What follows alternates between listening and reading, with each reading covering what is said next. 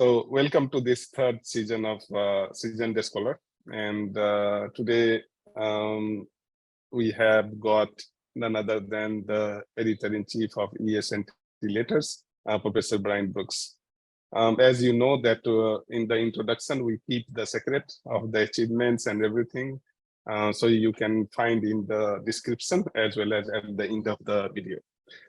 So welcome, Bryan. It is a great pleasure and honor to have you on this program. Yeah, thanks for having me. I look forward to our conversation this evening, or this morning, rather.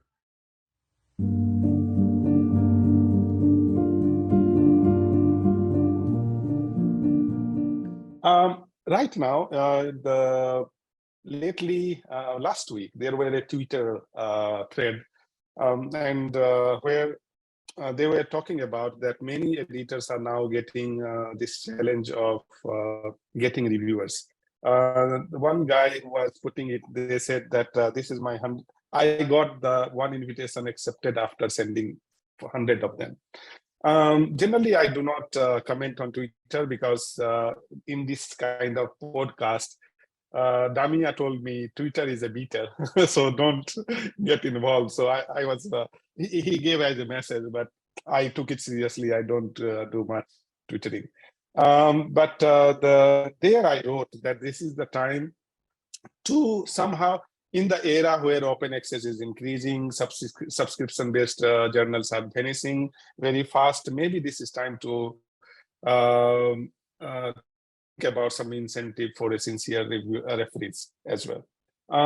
So how does, I don't know whether you agree or not, but my first paper was in 2006. So even if I count from there, I have this 15, 16 years of experience of publishing. I can tell you is that the one thing is that earlier, all the referees used to have, I mean, if I get a 2 referee comment or 4 referee comment, all 4 referee comments will be really nice, big, and I learned a lot through the these comments or through the publishing process. But nowadays, if you get 3 comments, 2 are writing a paragraph like this and this, one has a very detailed one. So the quality of reviewing has gone down nosedive. That's my feeling. What is your take, Bryan? Well, again, I think the thing about ESNT is that it's so highly regarded as kind of like, number one. No. So here I am not talking about ESNT because ESNT and also ESNT letters, some of the journals are still keeping the quality. And some of the journals are still have this luxury to be respected sacred by the referee.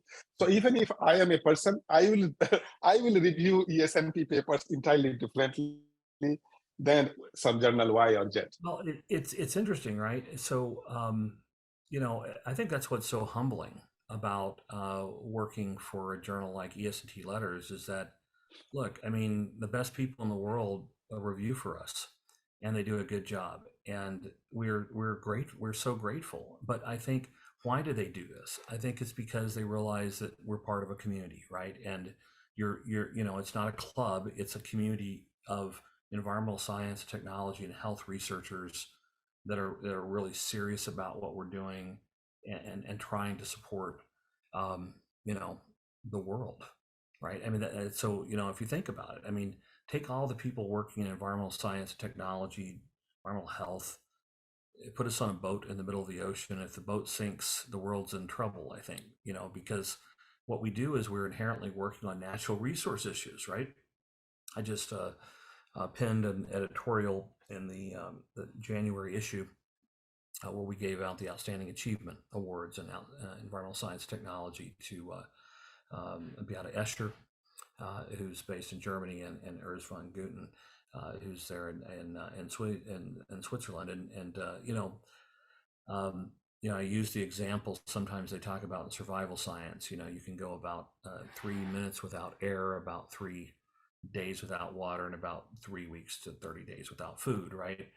So it's the rule of the threes, or the rules of 3. Well, but if you think about that, we're all working on water and food, and we depend on air and, of course, maybe the biggest burden from a cancer standpoint on the planet is degraded air quality. And so what we do in environmental science and technology, I argued, is we're engaging the survival sciences and engineering, right? So that's really what we're engaging. And so, I think the community, we're fortunate to have very good reviewers. We're grateful. In fact, we're in the process of picking, our best reviewer award winners for 2022 right now. And so, so hopefully we'll be able to report that in the next couple of months in an editorial and ES&T letters. But your point is absolutely well taken.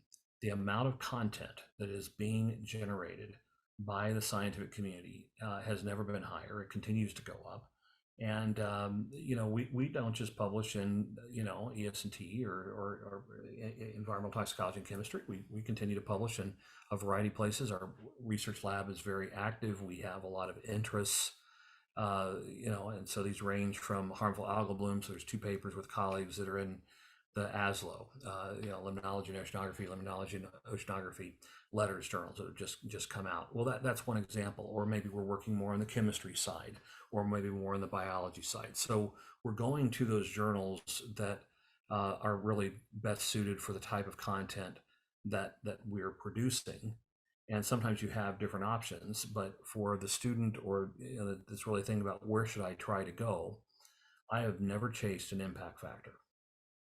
I never have, and I surely hope that I never will, because the impact factor, we know there's many of bibliometric studies that have indicated that, look, the impact factor is always driven by a small number of papers, right? And the quality of the individual contribution does not equate to the impact factor of the journal. Now, it is an important measure, right? And all journals are monitoring this. As an individual researcher, I'll tell you though, that I've never really been driven by impact factor. I've been driven by, okay, where are people publishing papers related to the kind of work that we're doing, right? And that tends to be the places that we go. It is more challenging, right? I mean, I think my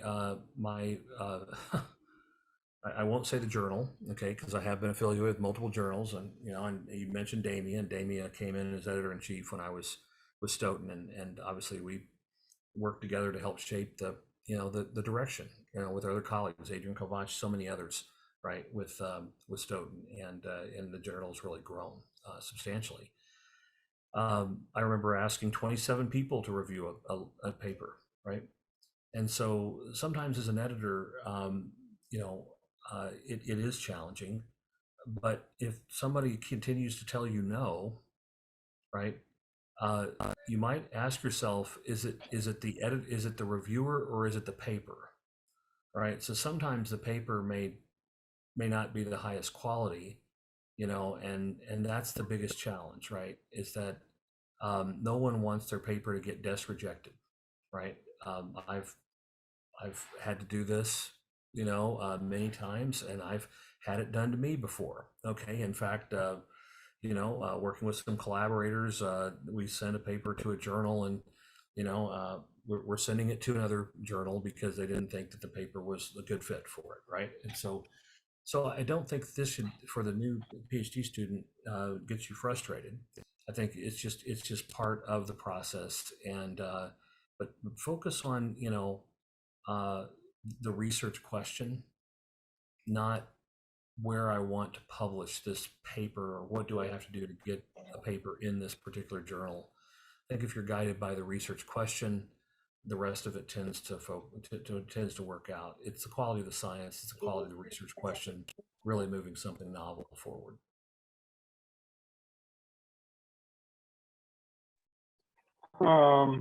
So that was the sweet voice of my wife.